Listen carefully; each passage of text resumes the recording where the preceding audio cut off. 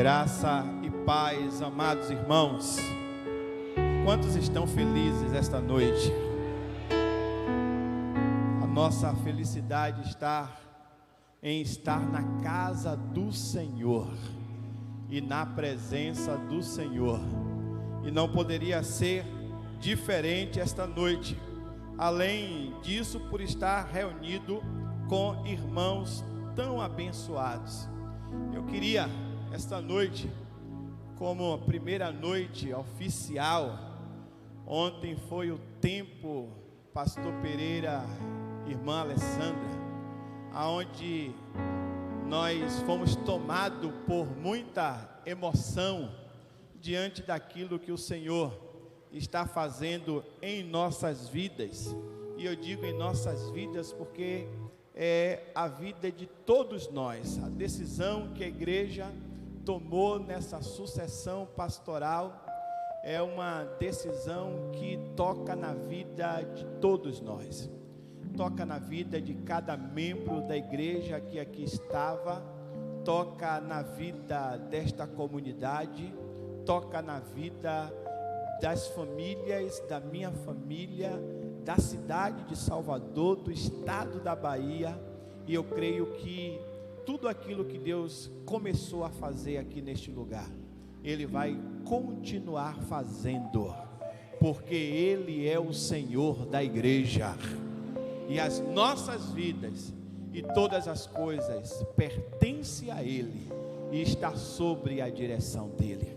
Portanto, eu quero agradecer a cada irmão pelo carinho, pelo cuidado, pela atenção, pelo amor, pela recepção, pelas palavras proferidas, pelas orações que têm sido feitas, por toda a equipe que nesses últimos dias trabalharam de forma exitosa para que no dia de ontem pudesse estarmos celebrando ao Senhor.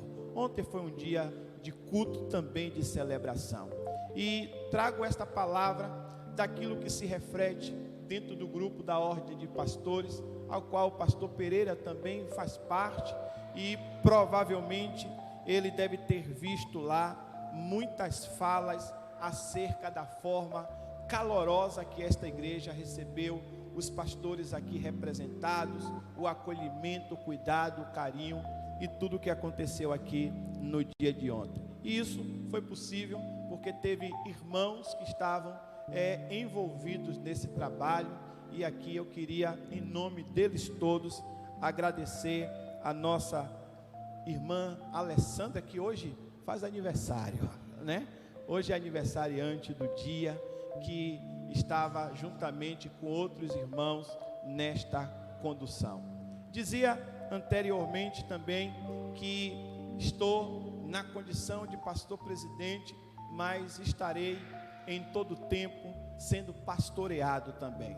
Compreendo que o pastoreio, ele deve ter também pastores para o pastorear, e Deus incumbiu em minha vida colocar o pastor Pereira para estar me pastoreando. Então, reafirmo isso nesse primeiro dia e digo, meu pastor e meu pai, que o Senhor continuará sendo aquele que estará me pastoreando, e a unção que vier da sua vida para a minha vida será liberado sobre a vida desta igreja, em nome de Jesus. Dito isso, meus amados irmãos, aqueles que não me conhecem ainda, não sabem meu nome, ontem os famosos Nerinaldo, outro Naldo, a nossa irmã aqui agora, Nerinaldo. Meu nome é Nerinaldo. Eu sou de uma casa de Nerinaldo, Nerisvaldo, Nerenilda, Valdineres, Amineres, e alguns ri quando eu digo isso, e normalmente dizem isso, pastora Liliane, porque não foi na casa deles, né? Porque se fosse na casa deles, não ria.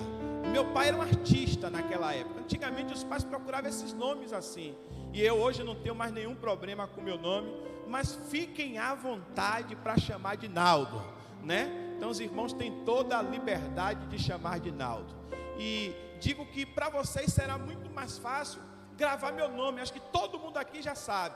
Para mim, eu tenho certeza que será mais difícil gravar o nome de todos os irmãos. Então tenha paciência comigo, tenha paciência com Ilka. Fique de pé, Ilka, por gentileza. Essa mulher mais linda do universo, que é a minha, né? Cada marido sabe que as suas, né, é a mais linda do universo. Então assim, tenha paciência com a gente, porque nós iremos aprender o nome de cada um de vocês, né, de forma gradativa. Então, pode ter certeza, quando eu não saber, eu vou dizer varão, varoa, meu irmão, aí você vai me ajudar. Pastor, meu nome é fulano de tal. Aí a gente vai aprendendo, amém, irmãos? Bora combinar isso? Então, quando eu chamar o nome de um e não chamar o nome do outro, porque eu não sei ainda, você não vai ficar magoado, triste. O pastor não sabe o meu nome, porque eu estou aprendendo ainda. E isso vai gerar uma caminhada para que eu possa aprender o nome de todos vocês. E eu sei que vocês são um povo abençoador e vai me abençoar nesta compreensão em nome de Jesus. E eu dizer para os irmãos também que nós estamos abertos aos irmãos, nós estamos disponíveis aos irmãos, e eu tenho certeza que Deus, nesse tempo gracioso, vai conduzir as nossas vidas em nome de Jesus. Queridos, nós estamos vivendo um tempo que estamos falando sobre colheita, nós estamos falando sobre semeadura, plantio. O texto aqui está, e aqui neste mês nós estamos falando sobre prepare-se para a colheita. O versículo, os irmãos já o conhecem, que é Levítico 26, 13 e 4, que diz: se vocês seguirem os meus decretos e obedecerem os meus mandamentos e os colocarem em prática, eu lhes mandarei chuva na estação certa, e a terra dará a sua colheita, e as árvores do campo darão os seus frutos. Eu não tenho dúvida disso, meus amados irmãos, que se nós obedecermos a palavra do Senhor, as bênçãos do Senhor vai acontecer nas nossas vidas, e nós iremos fazer uma grande colheita. Portanto, esse texto que nós acabamos de ler, que nos faz uma promessa acerca de colheita, ele está lá colocado, meus amados irmãos, dentro de um livro que é muito precioso, que não é qualquer livro, é o livro dos livros, que é a Bíblia Sagrada. No dia de hoje nós estamos comemorando, no segundo domingo de dezembro, o dia da Bíblia, um livro que verdadeiramente é o mais vendido no mundo, um livro que provavelmente muitas das casas têm, um livro onde alguns países proíbem a sua leitura, porque não é qualquer livro, é a palavra de Deus, a promessa de Deus para as nossas vidas. Portanto, esta noite eu queria inicialmente pensar com você sobre a Bíblia Sagrada. Portanto, eu queria convidá-los a abrir a sua Bíblia em Gênesis capítulo 1. Gênesis capítulo 1. Hoje é uma noite de ceia. Nós iremos ceiar daqui a pouco ao Senhor, até porque foi uma ordenança do Senhor para as nossas vidas, e está contida nesse livro sagrado. Mas eu queria pensar esta noite inicialmente acerca da Bíblia Sagrada, para que nós possamos esta noite compreendermos e valorizar este livro que é poderoso. Gênesis capítulo 1, versículo 3. Eu vou ler na versão Gênesis 1, versículo 3. Quantos acharam? Diga, achei. Diz assim o texto: e disse Deus, ou melhor, irmãos, Apocalipse, tá? Eu vim pro primeiro, é Apocalipse. Apocalipse é o último livro, eu vim para o primeiro, é o último livro, Apocalipse 1:3. Apocalipse 1:3. Amém?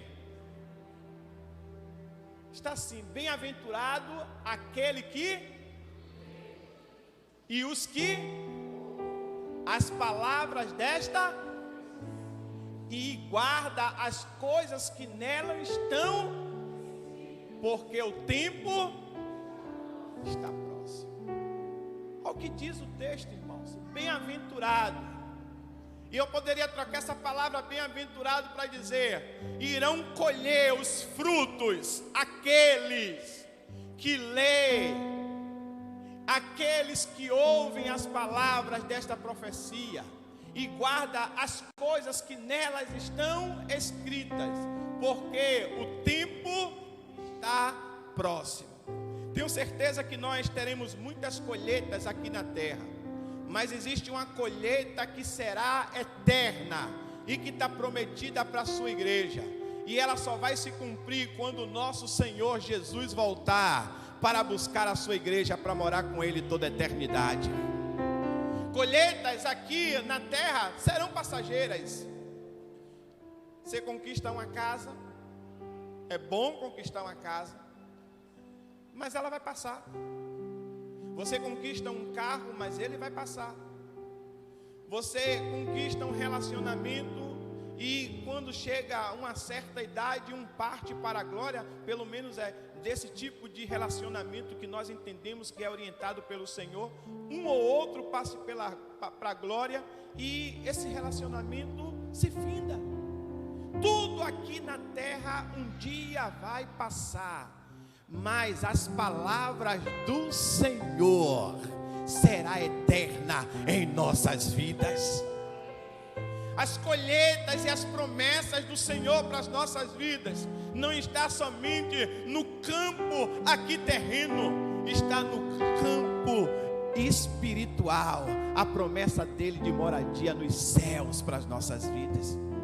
Portanto, meus amados irmãos, amada igreja, nós precisamos compreender este livro, porque se você adentrar em uma livraria, seja ela qualquer em nossa cidade, você vai encontrar dezenas e dezenas de livros lá, falando acerca de tantos assuntos, mas você não irá encontrar um livro que possa tratar de todos os assuntos para a vida do homem, se não for a Bíblia Sagrada.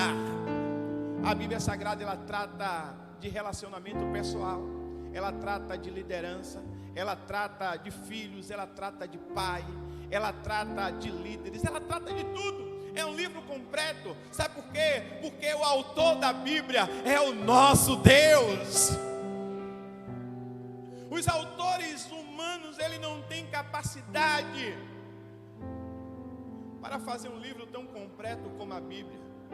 Por isso eu quero te convidar esta noite, meu amado e minha amada irmã, que você valorize a palavra do Senhor. Esse livro precisa ser guardado, esse livro precisa ser observado, esse livro precisa ser compreendido, esse livro precisa verdadeiramente ser referenciado. E nós precisamos viver o que está escrito neste livro. E por isso, inicialmente, eu quero pensar com você acerca de algumas características importantes da Bíblia. A primeira dela é que a Bíblia, ela é única. Não tem um livro tão igual e tão completo como este livro que está na sua mão. Ele é único. Ele é único. Segunda coisa que nós podemos compreender acerca da Bíblia é que a Bíblia, ela tem coerência nas suas palavras.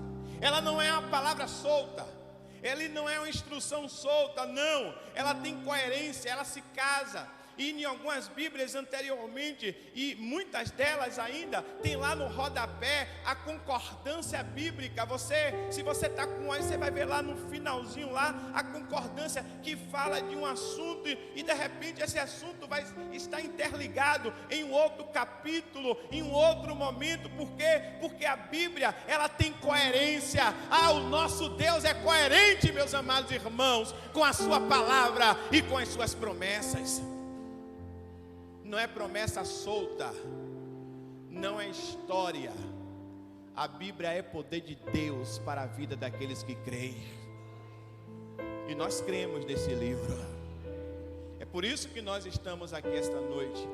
Esta noite você não veio ver Naldo, você não veio, ainda que seja bom você ver o irmão que está ao seu lado, mas esta noite, quando nós viemos à igreja, nós viemos para ouvir a palavra do Senhor, para aprender acerca da sua palavra. E esta palavra, meus amados irmãos, ela tem coerência. Pois apesar dela ser escrita durante um período de mais de 1500 anos, durante 40 gerações, por mais de 40 autores envolvidos, de mais diferentes atividades, inclusive reis, camponeses, filósofos, pescadores, poetas, estadistas, estudiosos e dentre tantos mais, ela mantém total unidade nos seus ensinamentos. Não só foi os doutores que a escreveu, não só foi os estadistas que escreveram, pelo contrário, meus amados irmãos, o Senhor inspirou dezenas de pessoas para escrevê-la, ao mais nobre, aos mais simples, e ainda assim de forma coerente e poderosa, porque eles só foram instrumentos nas mãos do Senhor para escrever esta palavra para as nossas vidas. Coerência de Deus para conosco. Ela foi escrita em diferentes lugares. Ela foi escrita por Moisés no deserto, por Jeremias numa masmorra, por Daniel numa coluna e num palácio, por Paulo dentro de uma prisão, Lucas enquanto viajava, João na ilha de Pátimos. Outros escreveram textos bíblicos no meio do campo e na batalha. Não teve lugar específico, não foi somente no ar-condicionado de um escritório, não, foi em tantos lugares que o Senhor inspirou homens para deixar esse instrumento de direção para as nossas vidas. Ela foi escrita, meus amados irmãos, em diferentes condições. Davi escreveu elas em tempo de guerra, mas Salomão a escreveu em tempo de paz. Este é o livro de Deus que está em suas mãos. Esta é a palavra do Senhor que está nas tuas mãos. Ela foi escrita sobre diferentes circunstâncias. Alguns escreveram enquanto experimentavam o auge da alegria, mas outros escreveram enquanto estava em profunda tristeza. Seja na alegria ou na tristeza, o Senhor usa o seu povo para abençoar outras nações. Ele sabia que nós estaríamos aqui hoje aprendendo da sua palavra. Por isso que no dia que Davi estava em guerra, ele usou ele para escrever. Mas também no dia que Salomão estava em paz, ele o inspirou também para escrever, porque sabia que eu e você necessitamos desta palavra para que nós possamos ter uma grande colheita, a colheita da vida eterna. A Bíblia, meus amados irmãos, ela é a única em sobrevivência. O imperador Diocleciano proclamou um edito que tinha como objetivo impedir os cristãos a adorarem a Deus e destruir as Escrituras. Isso nós vemos nos dias atuais. Muitos países tentando destruir as Escrituras, não permitindo que as Escrituras adentrem no seu país, e lá os irmãos não podem ler a Bíblia Sagrada. Não é coisa de agora. Lá atrás isso também aconteceu.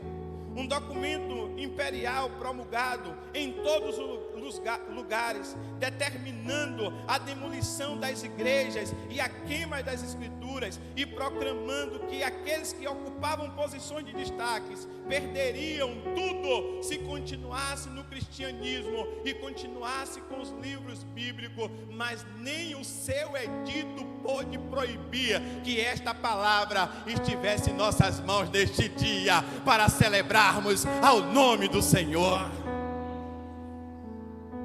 Não tem poder das trevas, não tem governo, não tem nada que possa paralisar a obra do Senhor.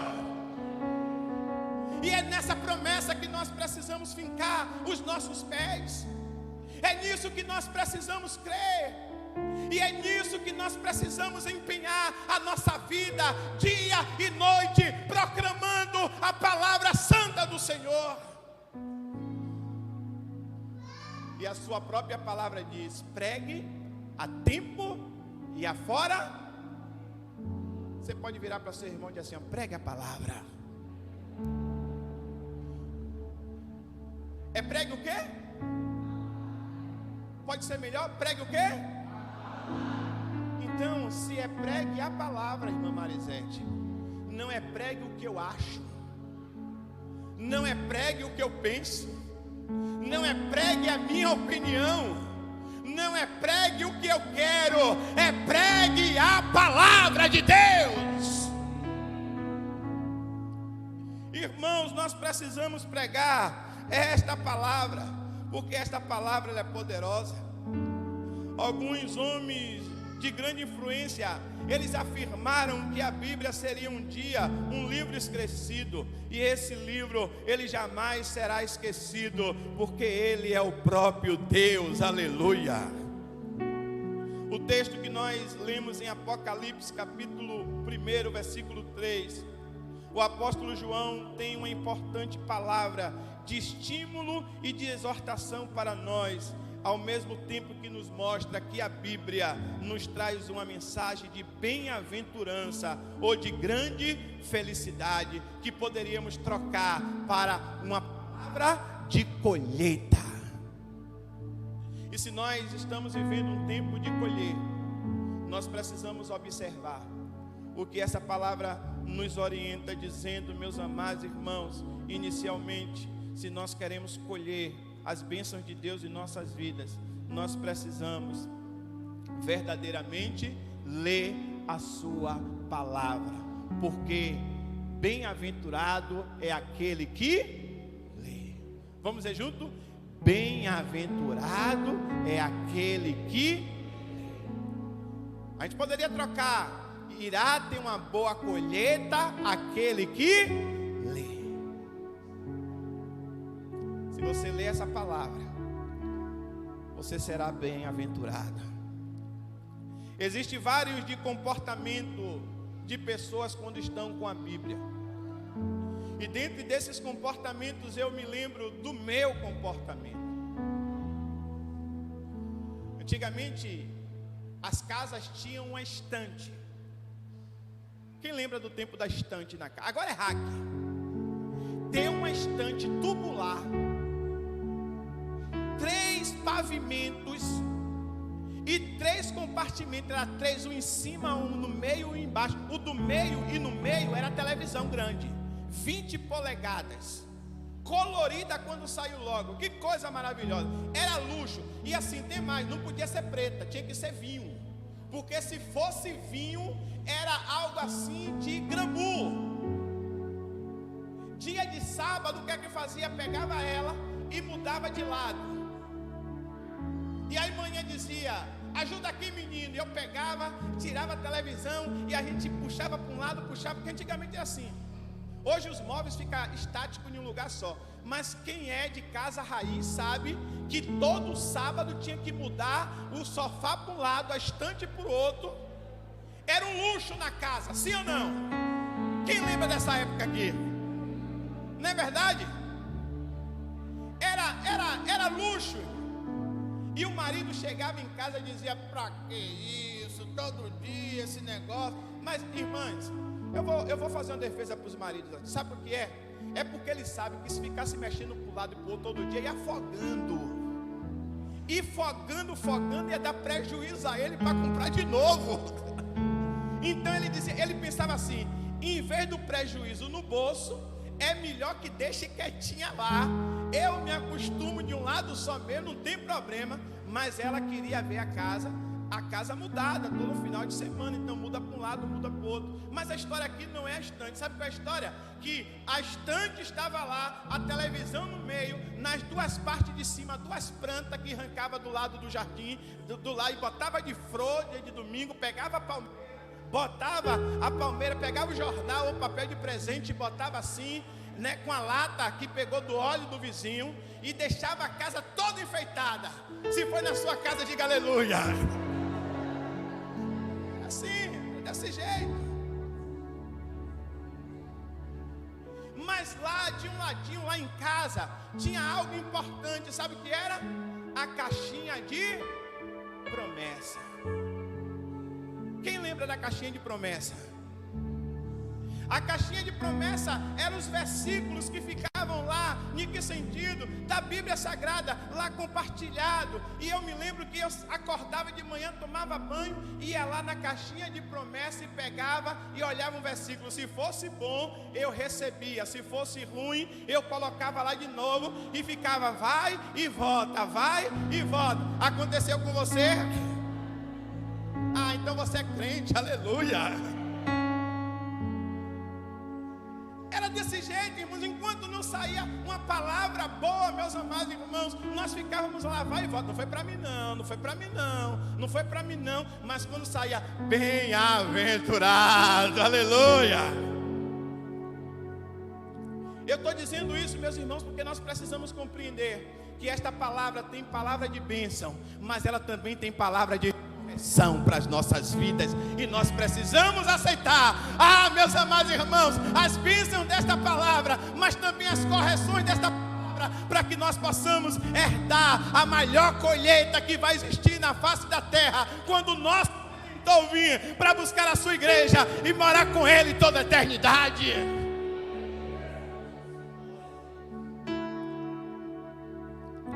E é por isso que existem duas pessoas e dois comportamentos diante da leitura da palavra. Tem uns que leem a palavra e a observa e recebe a palavra. Tem outros que recebem a palavra e desprezam a palavra. Essa noite nós queremos, Deus quer, melhor dizendo, que nós possamos receber a cada dia a sua palavra. Seja ela no momento de felicidade, seja ela no momento para correção, mas que ainda nós não possamos compreender naquele momento, nós possamos recebê-la, porque o Senhor tem o melhor para as nossas vidas. Meus amados irmãos, nós precisamos lê-la e nós precisamos aceitá-la. Porque se nós queremos uma grande colheita, além de ler, nós precisamos ouvir a palavra. Nós precisamos ser ouvintes da palavra.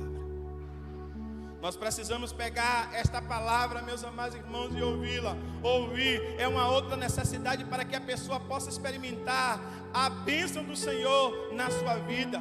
Falamos acerca de ouvir o que o Espírito Santo quer dizer por meio da palavra. Na medida em que lemos, somos uma pessoa transformada, e nós precisamos ouvir essa palavra de Deus para nós. Ouça a palavra, ouça a instrução da palavra para a sua vida. Tem alguns que ouvem de forma desinteressada, tem outros que ouvem de forma interessada. Que nós sejamos daqueles que ouvem a palavra de forma interessada na palavra. E aí eu digo que não basta estar nesse ambiente de culto, é necessário estar nesse ambiente de culto e ouvir a palavra de Deus para as nossas vidas, seja a tempo e a fora de tempo, que nós possamos dar ouvido à palavra do Senhor.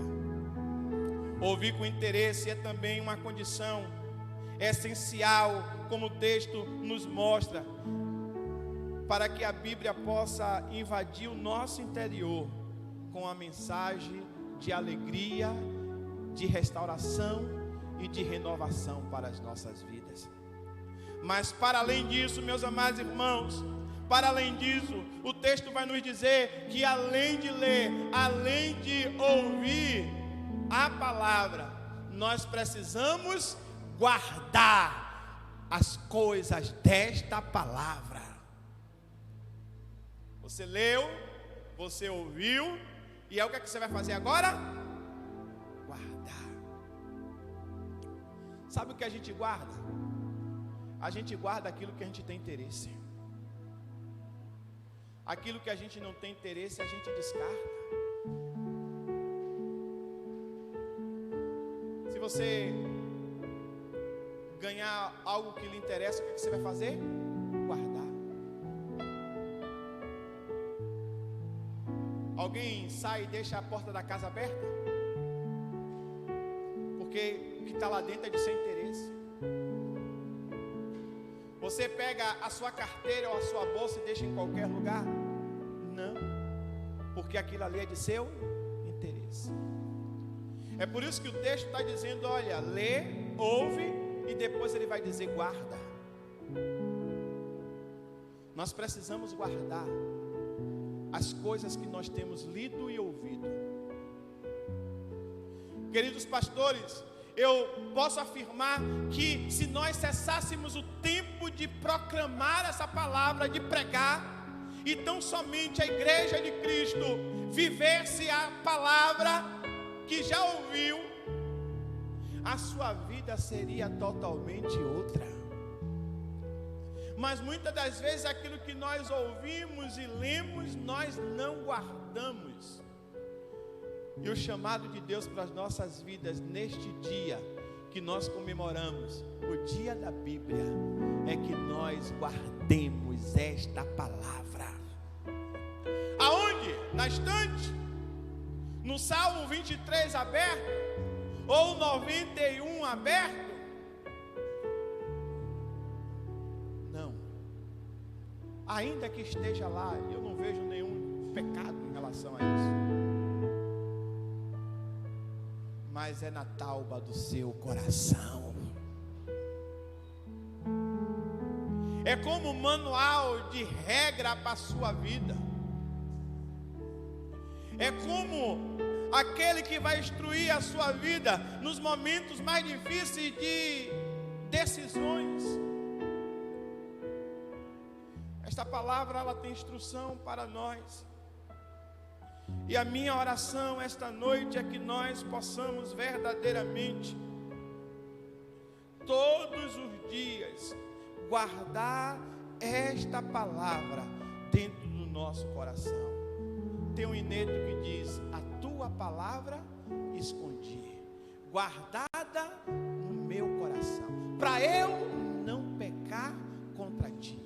A tua palavra escondi. Sua própria palavra diz que lâmpadas para os meus pés é a tua palavra e luz para os meus caminhos. Que a palavra do Senhor seja um referencial para a nossa vida. Que essa palavra do Senhor possa verdadeiramente nos fazer conduzir na nossa caminhada. Que esta palavra de Deus, ela possa verdadeiramente ser instrumento para as nossas vidas a cada manhã que nós levantamos, a cada dia que nós acordamos. Esta palavra possa ser balizadora para a nossa caminhada. Portanto, esta mesma palavra que anunciou a vinda do Messias, que anunciou a sua morte, que anunciou a sua ressurreição, e ele, enquanto aqui estava, na sua própria palavra, ele já dizia que ele iria ser o Cordeiro de Deus para a salvação de toda a humanidade.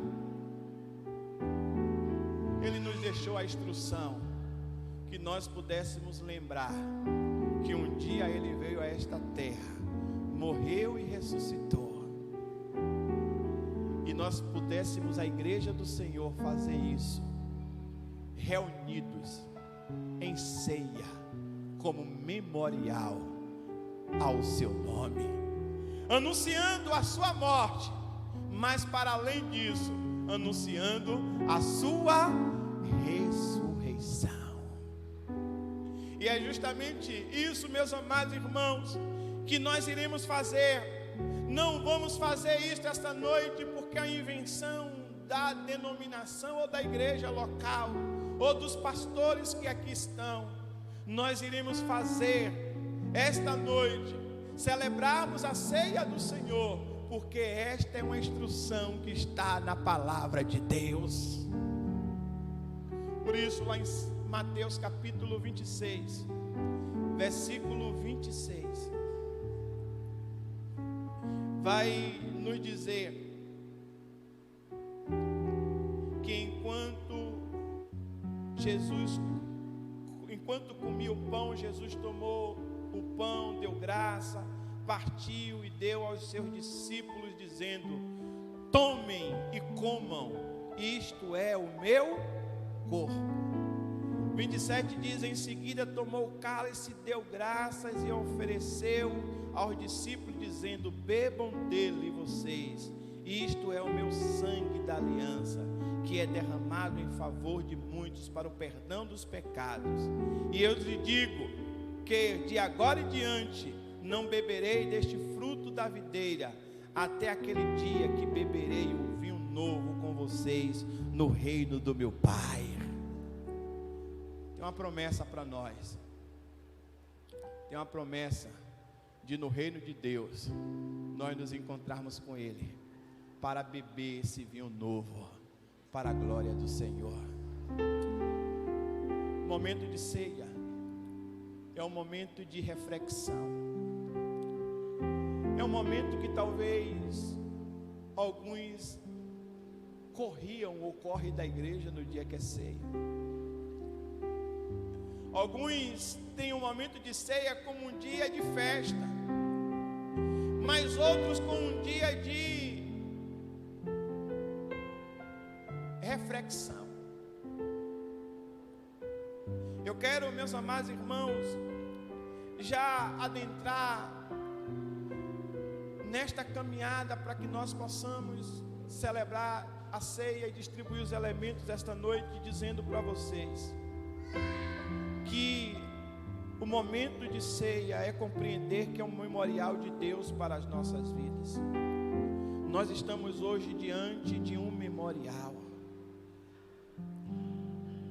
Nós estamos hoje diante daquilo que Deus quer para nós, diante daquilo que Deus instruiu para cada um de nós. Por isso essa noite nós iremos ceiar ao Senhor. Por isso que o texto diz: tomando o pão, tendo dado graça, o partiu e lhe deu, dizendo: isto é o meu corpo oferecido por vós, fazei isso em memória de mim. Na Santa Ceia, meus amados irmãos, nós podemos lembrarmos do sofrimento de Jesus por nós e reconhecermos que Ele é o nosso Senhor. É o momento de nós lembrarmos que Ele foi como cordeiro para o matadouro. Ele foi preso, colocado naquela cruz. Ele colocou uma coroa de espinhos, os pregos foram às suas mãos e aos seus pés.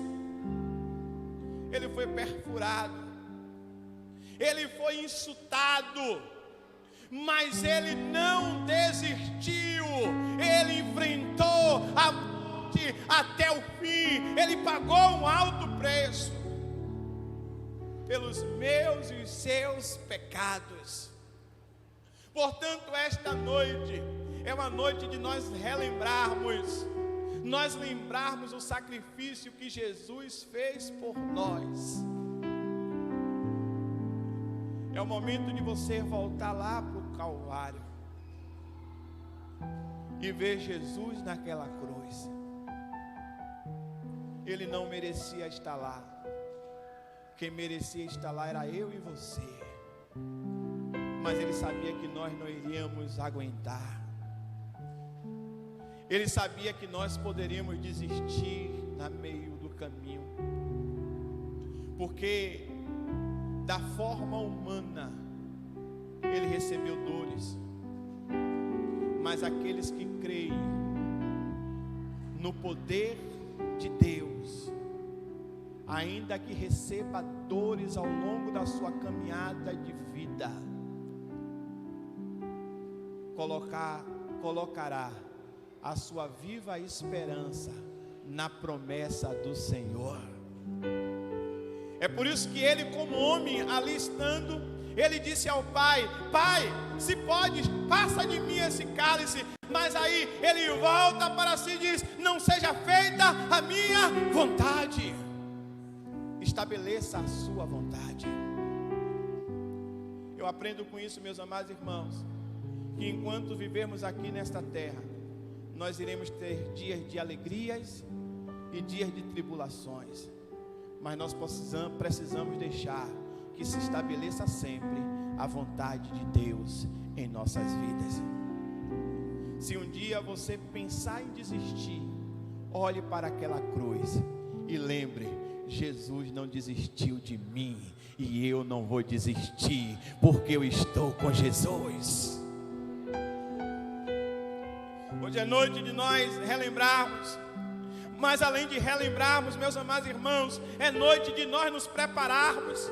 1 Coríntios vai dizer lá, 11, porque todas as vezes que comerdes este pão e beberdes este cálice, anunciarei a morte do Senhor, até que Ele venha. A cada ceia que nós celebramos, nós estamos nos preparando para a volta de Jesus. Por isso devemos estar sempre confessando os nossos pecados. Hoje é noite de lembrar que Jesus está voltando para buscar a sua igreja.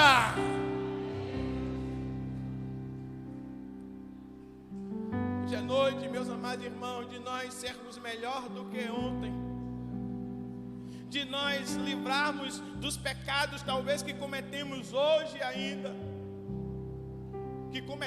melhor dizendo, hoje ainda, e sermos mais santos, aleluia, nos aproximarmos mais do Senhor. Meus amados irmãos, ninguém aqui é perfeito, a começar em mim, mas eu preciso compreender que cada dia eu preciso ser melhor, cada dia eu preciso me preparar mais. A Bíblia diz: sede santo, porque eu sou santo. Aquilo que eu fazia no passado, eu não posso fazer mais hoje, porque Cristo vive em mim, e eu estou me preparando para encontrar com o noivo da igreja. Noite de preparação. Se existe angústia no seu coração, mande ela embora. Se existe raiva no seu coração, mande ela embora. Se existe dificuldades na sua vida, mande embora. Hoje é noite de você se preparar. O rei está voltando, o rei está voltando, o rei está voltando.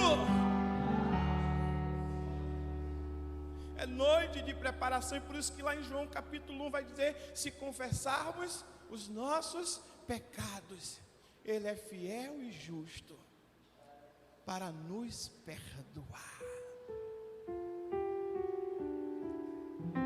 Não sou eu, nem os pastores que aqui estão, nem os diáconos que aqui estão, que irão julgar você acerca da participação dos elementos. Será a sua consciência e o seu coração diante do altar do Senhor. Por isso hoje é noite de preparação. Mas essa noite também é noite de perseverança. João capítulo 6, 56 diz: quem come a minha carne e bebe do meu sangue permanece em mim, e eu, ao comer o pão e beber o cálice, afirmamos que desejamos continuar servindo ao Senhor. Essa noite, quando você pegar esses elementos, você não vai pegar somente um elemento por causa de um ritual, por causa que é uma ordenança do Senhor, e você compreende, e você vê hoje aqui, a igreja está fazendo isso, está servindo a ceia. Não, você vai pegar esses elementos hoje dizendo: eu tenho uma aliança com esse Deus poderoso, aliança de servi-lo enquanto estiver aqui nesta terra, porque eu quero viver para a glória de Deus, porque eu não tenho a minha vida por preciosa, aleluia, porque Cristo vive em mim. Hoje é noite, irmãos, de perseverar. Tem uma canção que vai dizer: sei que provações virão, mas ponho a minha fé no intercessor que é Jesus. É noite de você dizer: eu vou perseverar, porque a minha fé não será abalada. Pode haver luta de um lado, luta do outro lado, na frente ou atrás, mas eu permanecerei crendo na palavra do Senhor.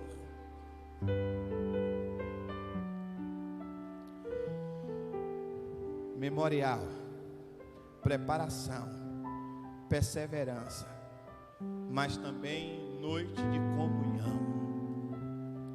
Atos capítulo 2, versículo 42 diz: e perseveravam na doutrina dos apóstolos, na comunhão, no partir do pão e nas orações. Salmo 133 vai dizer: ó, quão bom e quão suave é que os irmãos vivam em...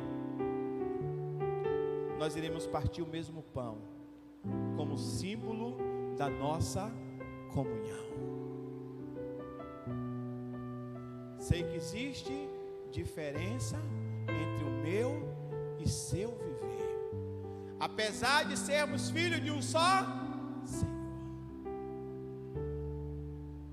Mas apesar das diferenças, nós estamos ligados pelo vínculo do amor.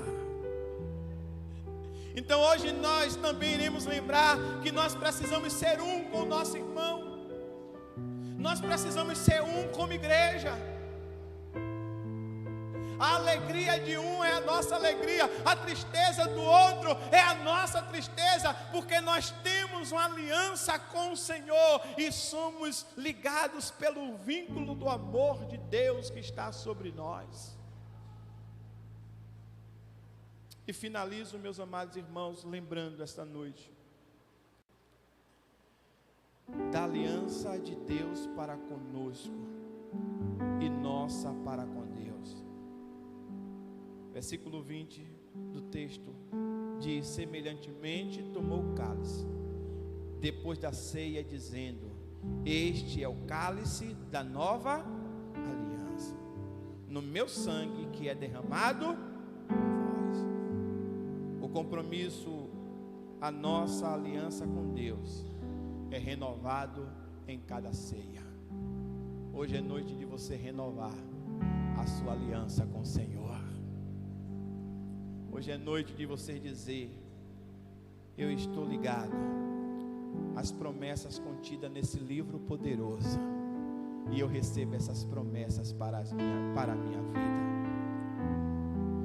O significado, irmãos, da Santa Ceia é um memorial da morte de Jesus, da preparação para a sua volta, de perseverança na fé, na comunhão com os nossos irmãos e da renovação da nossa aliança com Deus. Que esta noite nós possamos, em nome de Jesus, estar aliançado com o dono das nossas vidas e aliançado com os nossos irmãos, para que o Evangelho de Cristo alcance todos os moradores da face da terra. E aí sim se cumpra as promessas que estão lá em Apocalipse, que nós lemos, que nós devemos ler, ouvir e praticar, guardar as promessas deste livro. E ela só irá se cumprir quando toda a humanidade compreender que Jesus Cristo é o Senhor. Que Deus nos abençoe esta noite. Vamos ceiar.